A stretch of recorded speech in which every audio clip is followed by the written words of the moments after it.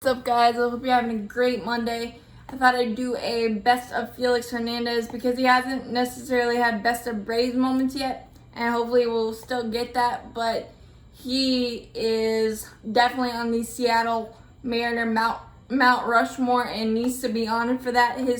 His career already reads like a Hall of Fame script, just video game like numbers, and can't even do that on a video game unless you quit every time something bad happens. But Félix Hernández has just been incredible, and he is the Seattle Mariners, so I felt like that needed to be honored. Although this was an impossible list to put together, but I hope you agree. I hope you enjoy, and I hope we get to see him pitch in an Atlanta Braves uniform, because this would have been one of the most valuable signings, because Félix Hernández of that lineage, and that he was healthy and getting used to not having the 95-98 in his like he did earlier in his career, and it just felt like the Anibal Sanchez, Dallas Keuchel type we've had in our rotation over the past couple of seasons,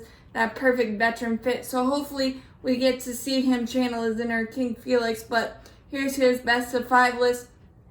Again, impossible to do, but I did it. So number 5 is the fact that he led the majors in ERA twice, 2010 and 2014. 2010 he had a 2.27 ERA, and holding major league hitters to 2 point anything ERA is downright impossible, because you're destined to have a couple of clunkers in there.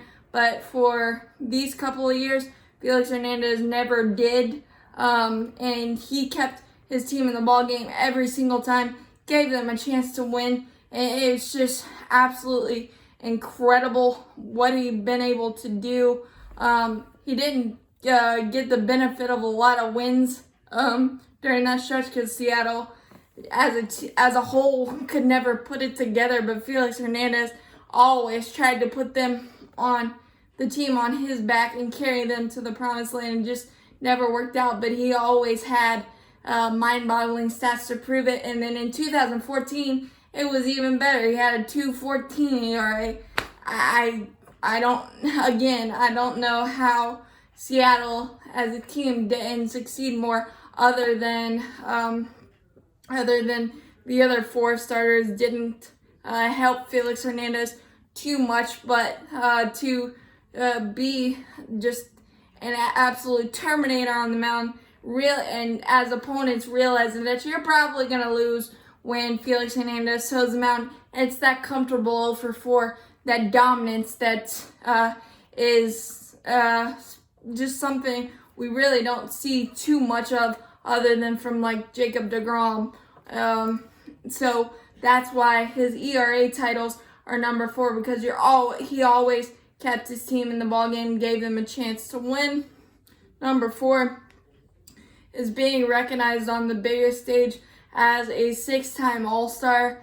2009, when he won 19 games, he was actually the wins leader that year. I don't know how he hasn't won more Cy Youngs, but 2009 and 2011 through 2015, you could pencil in Félix Hernández as the Seattle representative at the All-Star game. And to be able to do it, get recognized on the biggest stage every single year, he was top 5, if not top 3 pitcher during that stretch of his career. It was just epic to watch, and I almost wish he was in a different part of the country, because I think we would appreciate what Félix Hernández did more. That's why I think his All-Star appearances need to be on here, because that's the only way the world really got to appreciate what Félix Hernández could do with a baseball and make opponents cry with it. So that's why that's number 4. Number 3 is the fact that he finally got that Cy Young in 2010, 13, and 12 with the 2.27 ERA. Finally being recognized for that Cy Young. It was a long time coming, and just the way he was able to slice and dice the American League and just finally get recognized for it. And it just shows that wins and losses aren't necessarily the deciding factors for Cy Youngs. And I'm really glad that they kind of looked over the fact that the Seattle Mariners as a team weren't the greatest, because Félix Hernández was always the greatest when he towed the mound. Especially that year, it was just insane to watch. Again, the comfortable 0 for 5, 0 for 4, and just realizing that it's going to be a tough day at the ball yard. So you better bring your hard hat and your lunch pail if you're going to do anything against Félix Hernández.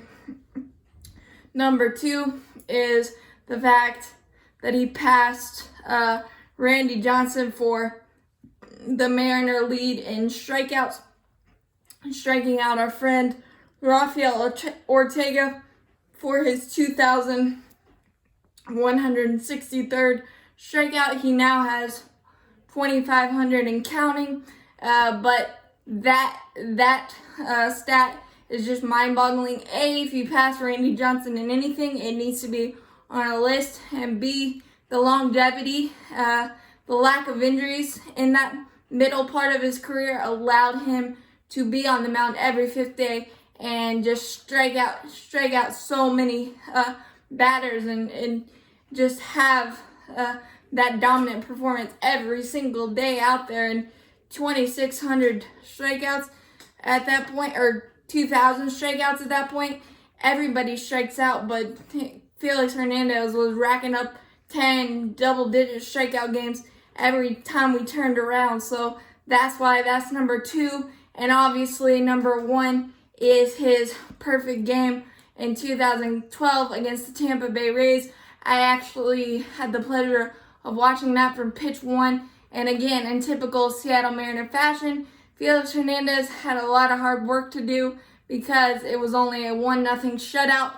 It's the only perfect game in Seattle Mariner history, and it's fitting that King Félix was able to get that feat because he is Mr. Seattle Mariner, and the dominance of that day was absolutely incredible. I think he had one fly ball out into the outfield, maybe a couple little scary things that you have in those magical moments, but not too much, just simply dominant.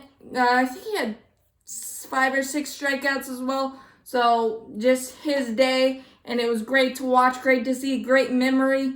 And Félix Hernández, you'll be in Cooperstown soon enough, but I hope you enjoy your best of 5. Hope to see you in a Braves uniform. As always, go Braves.